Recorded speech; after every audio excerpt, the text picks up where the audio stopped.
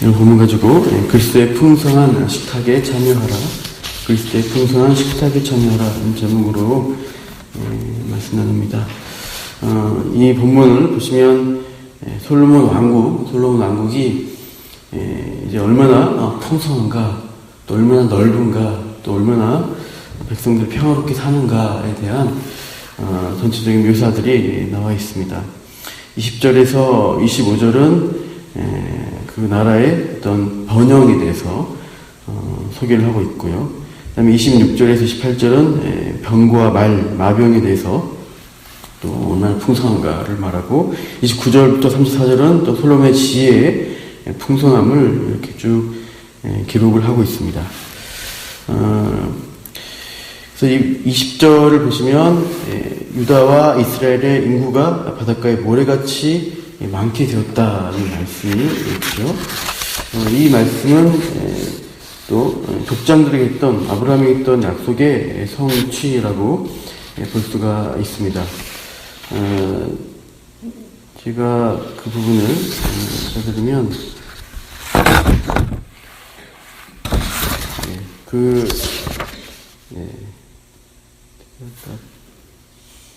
여기 있네요. 내가 내게, 창세기 22장 17절 말씀인데요. 내가 내게 큰 복을 주고 내 씨가 크게 번성하여 하늘의 별과 같고 바닷가의 모래와 같게 하리니 내 씨가 그 대적의 성문을 차지하리라.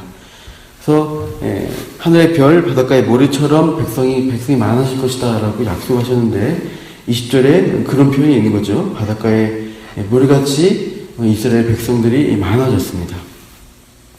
그리고 21절을 보시면 21절에 솔로몬의 통치 영역이 나오는데요. 솔로몬이 그 강에서부터 블레셋 사람의 땅에 이르기까지, 또 애굽 지경에 미치기까지의 모든 나라를 통치하는 것입니다. 그러니까 통치력이 이제 실제로 그 나라들을 다 지배한 건 아니지만, 그 나라들이 이제 어떤 일종의 속국으로서 조공을 바치는 그러한 수준으로서는 그 통치 영역이 극대화된 모습을 보여줍니다. 그래서 그 강이라 나와 있죠. 21절에 그 강, 24절에서도 표현이 보시면 솔로몬이 그 강 건너편을 딥사에서부터 가사까지 모두, 또 그 강 건너편의 왕을 모두 다스림으로, 그러니까 솔로몬 왕국의 영향력이 그렇게, 이 강이라는 것은 유브라데 강을 가리킵니다. 그 강은 바벨론의 그 근교에 있는 강이죠. 아브라함이 떠나왔던 그 유브라데 강 우르에서 이제 서쪽으로 쭉 이어서 애굽 근경까지 이르는 이스라엘 땅까지 포함하는 그 넓은 땅을 솔로몬의 통치력이 영향을 미쳤다, 이렇게 소개를 합니다. 이것은 창세기 15장 18절 말씀이 성취입니다. 읽어드릴게요. 창세기 15장 18절.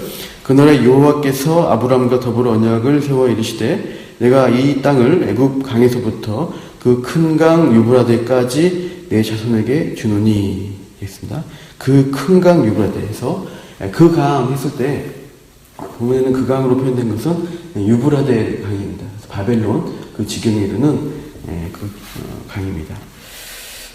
한 가지 참고로 말씀드린 것은 이 24절에 나오는 그 강 건너편이라는 표현을 썼을 때는 지금 이 글을 이제 읽어야 될 독자가 어디에 위치해 있는가를 좀 알 수는 있습니다.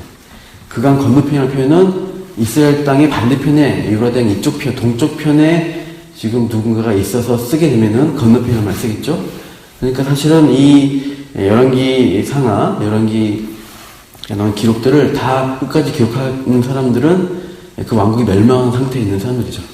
그러니까 이스라엘 백성이 포로로 잡혀가서 바벨론 유브라데 강 동편에 거주하고 있을 때 강 건너편에 그 땅이 옛날에 솔로몬 왕 시대에는 다 우리가 통치하던 땅이었지, 이렇게 표현한 것입니다. 그래서 이제 마지막 모든 불순종의 우상숭배에 빠져서 멸망한 다음에 포로기 백성의 입장에서 이 열왕기상을 쭉 정리를 하는 것입니다.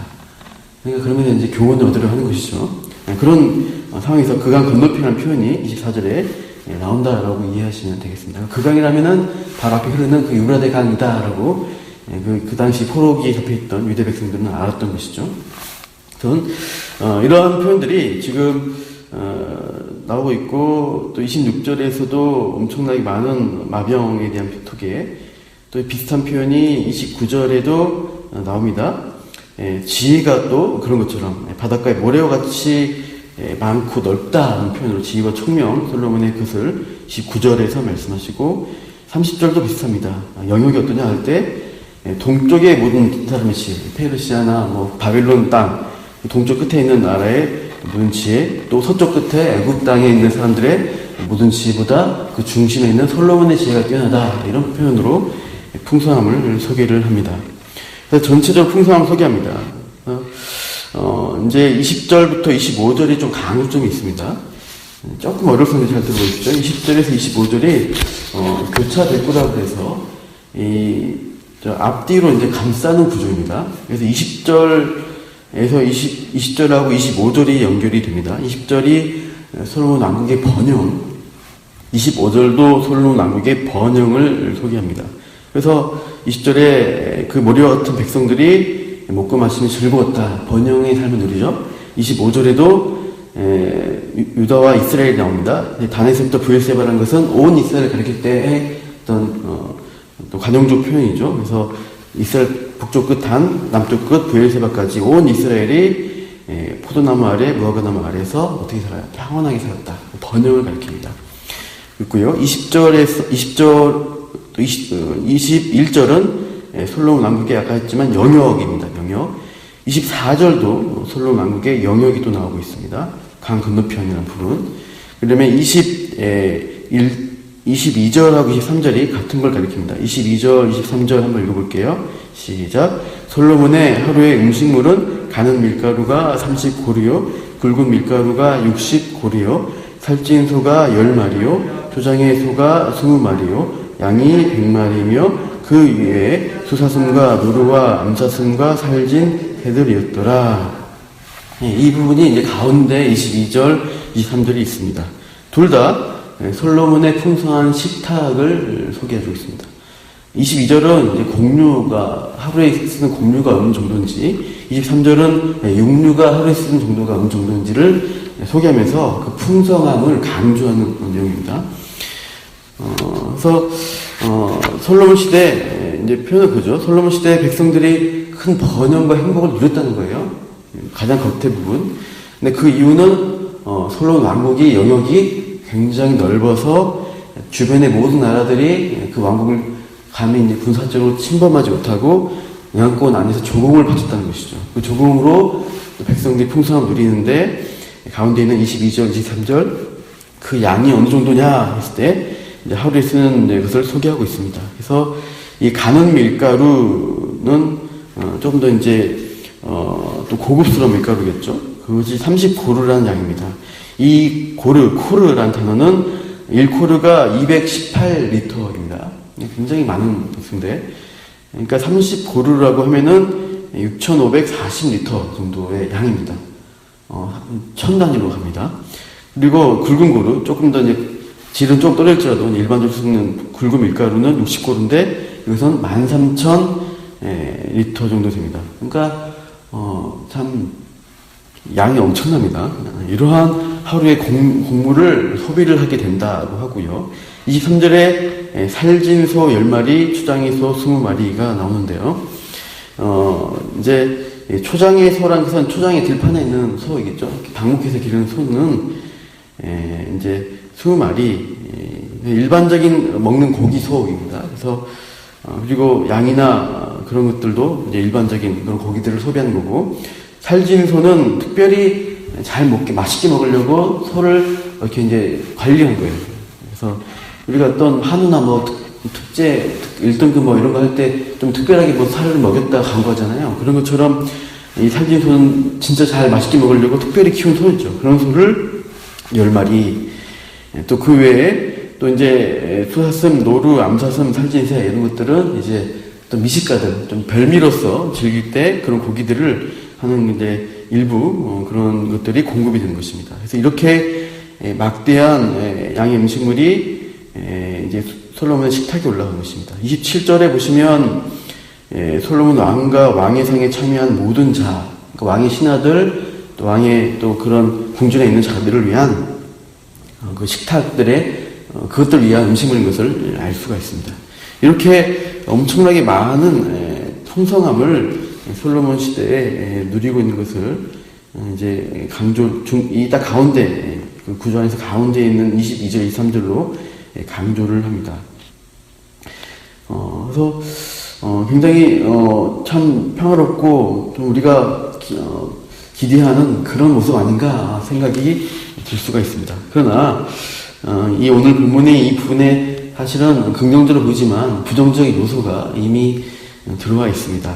26절에 보시면 솔로몬 병거의 말 외양간이 4만이요 마병이 12,000명이며 그래서 엄청난 양의 말을 또 이렇게 먹이는 28절에 공급함이 부족함이 없고 직무를 따라 말과 준말기 먹일 보리와 꼴을 가져와서 먹이는 것이죠.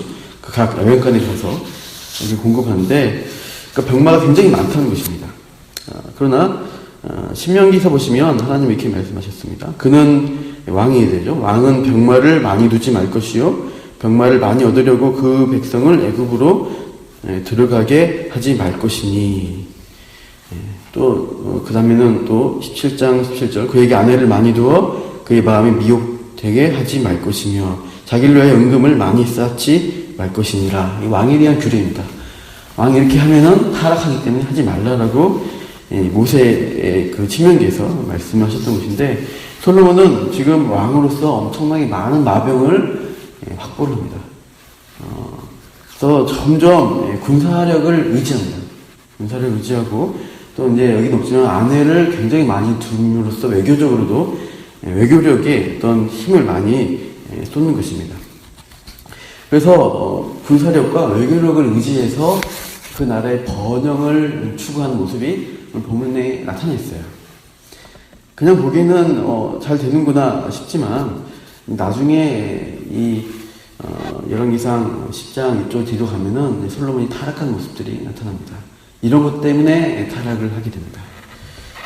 그래서 시편에 이렇게 말씀하십니다. 다윗이 시편 20편 7절인데 어떤 사람은 병거, 어떤 사람은 말을 의지하나 우리는 여호와 우리 하나님의 이름을 자랑하리로다.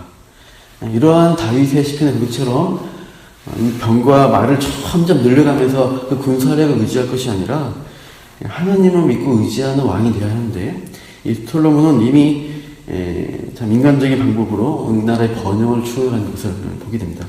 그럼에도 이제 이 본문의 풍성함은 하나님 나라에 대한 상징의 표현입니다. 그러니까 하나님 나라의 풍성한 번영을 이런 좀 눈에 보이는 솔로몬 시대 그런 모습으로 좀 소개하고 있다라고 할 수가 있어요.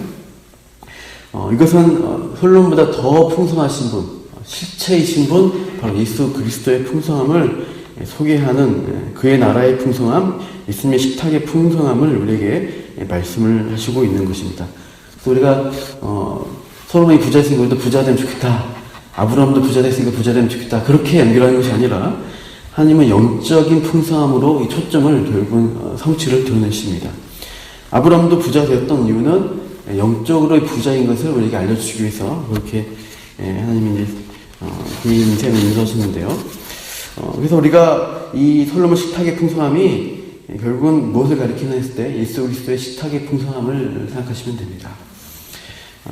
예수님, 솔로몬보다 또 탁월하신 그 예수님, 그분의 지혜, 또 그분의 나누시는 풍성한 식탁을 우리가 기대하고 누려야 할 것입니다.